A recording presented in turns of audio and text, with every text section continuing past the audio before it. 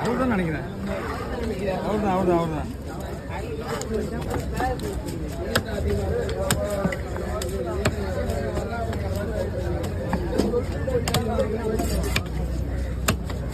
Leave போட்டு போனாங்க.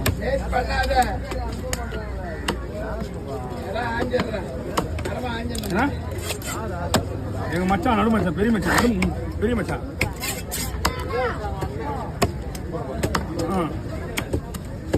சும்மா லைட்டா மணி நைட்டு ஒரு காலையில் 4 மணி வந்துருது லைட்டா மாவெளி. அவர் அசல்ட்ட ஏதோ டானிக்கு இது டெலிச்சல் மாதிரி போட்டுக்கினேன்.